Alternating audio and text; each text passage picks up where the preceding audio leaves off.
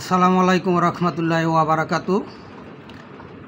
আজকে আলোচনা করব ঢাকা মিটফোর্ড হাসপাতালে যেই হত্যাকাণ্ড ঘটেছে, সোহাগ ব্যবসায়ী বাঙ্গারি ব্যবসায়ী সোহাগ হত্যাকাণ্ডের বিষয়ে কিছু আলোচনা করব।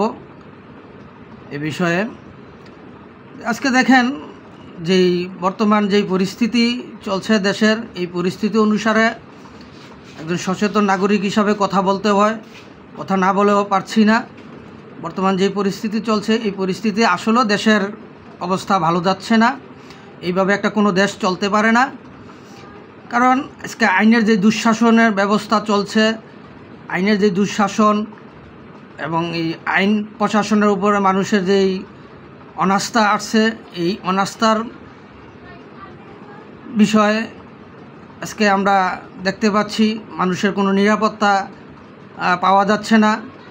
যাকে তাকে যে কেউ গুম হত্যা প্রকাশ্যে মানুষের সামনে প্রকাশ্যে হত্যা করছে, কেউ কথা বলতে সাহস পাচ্ছে না, আইন প্রশাসন এগিয়ে আসছে না। যেমন এই সোহাগ হত্যা যেখানে হয়েছে, সেখানে এই ঢাকা মিটফোর্ড হাসপাতালে যে সোহাগ হত্যা হয়েছে, নির্মমভাবে পাথর দিয়ে আঘাত করে হত্যা করেছে জনসম্মুখে। এখানে আনসার ছিল কাছাকাছি, আনসাররা সাহস পাচ্ছিল না প্রতিবাদ করার জন্য।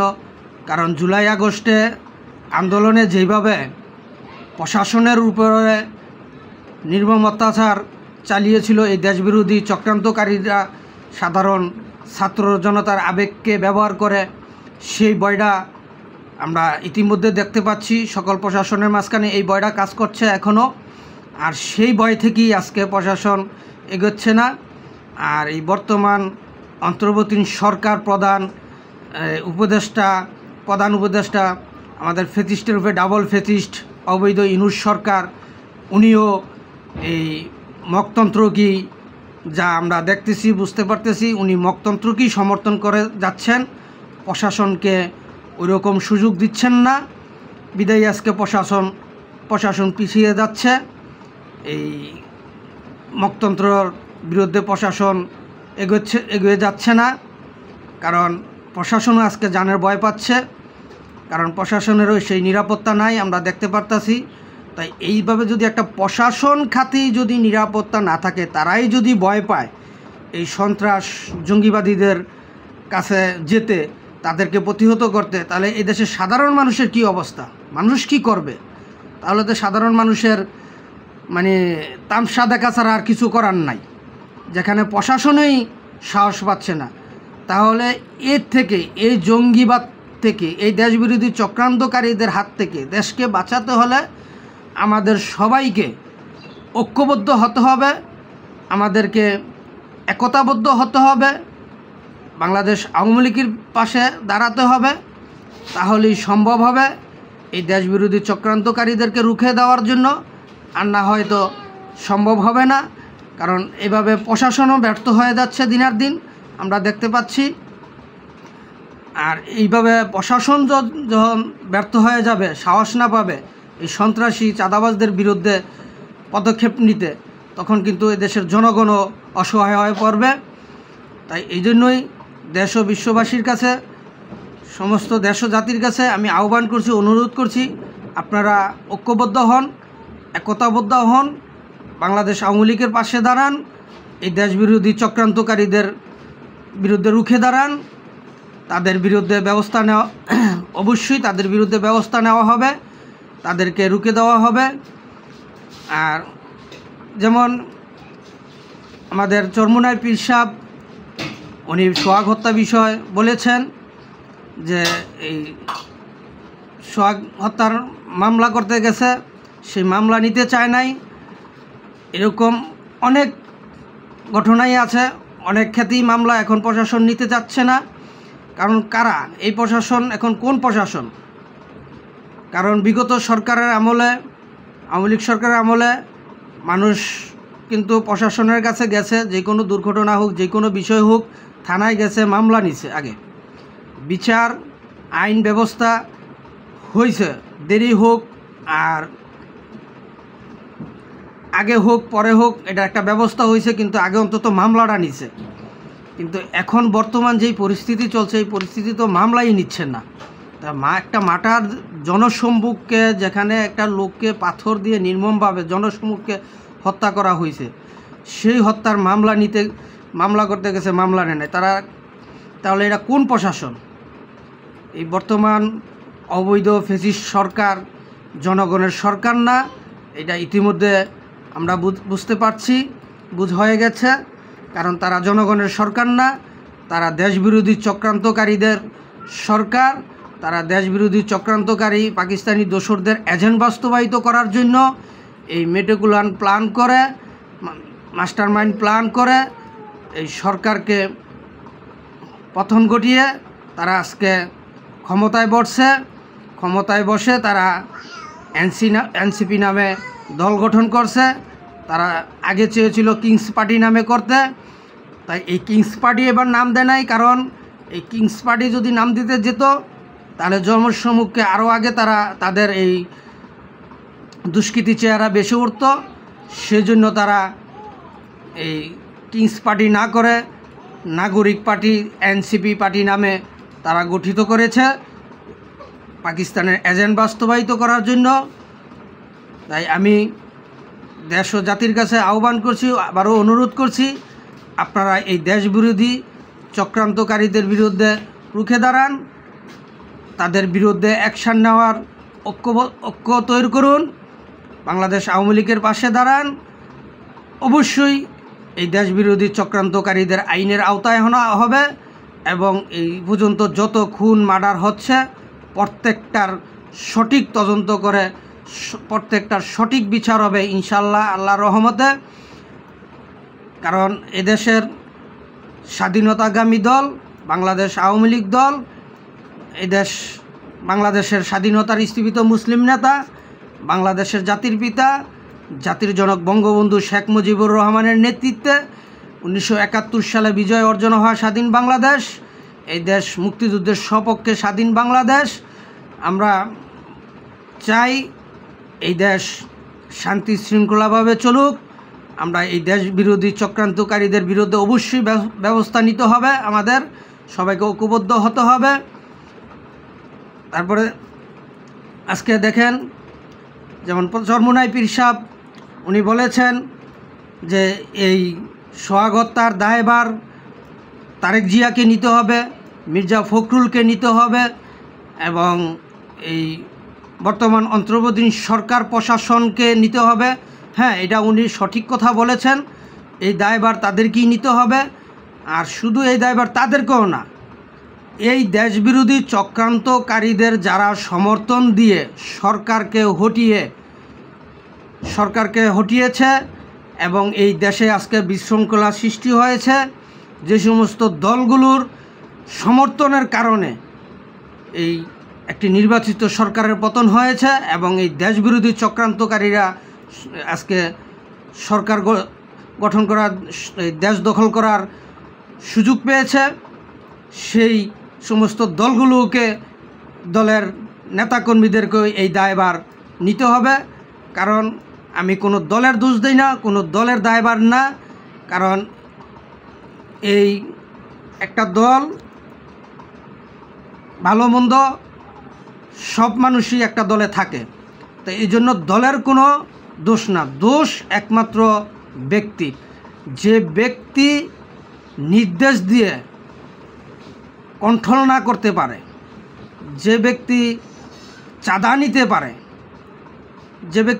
নিতে পারে, সন্ত্রাস, আগুন সন্ত্রাস, নৈরাজ্যকে সমর্থন দিতে পারে, সেই ব্যক্তিকে এই দায়ভার গ্রহণ করতে হবে।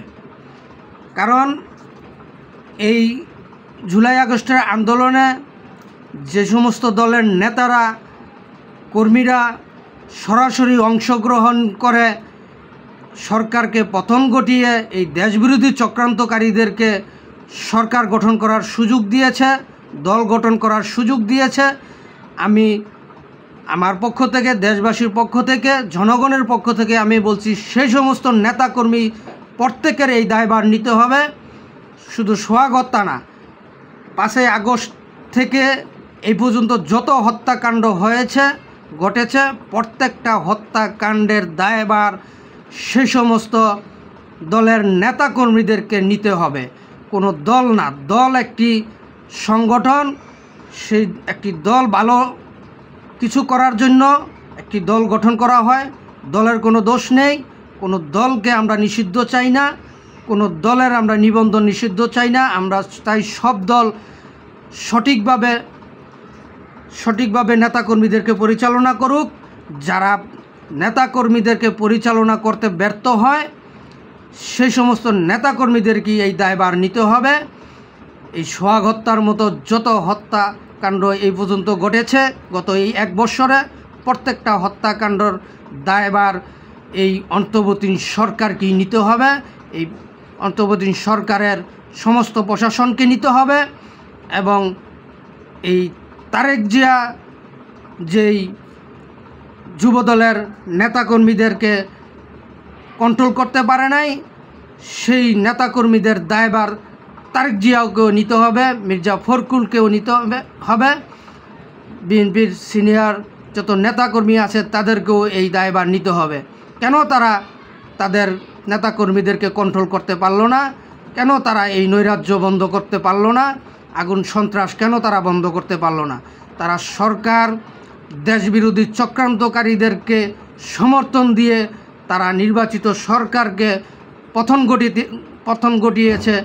কিন্তু তারা যে নির্বাচন করে পরবর্তীতে ক্ষমতায় আসবে, দেশ পরিচালনা করবে, দেশ পরিচালনা করা যে যোগ্যতা তাদের দরকার, সেই যোগ্যতা ইতিমধ্যে তারা হারিয়ে ফেলেছে।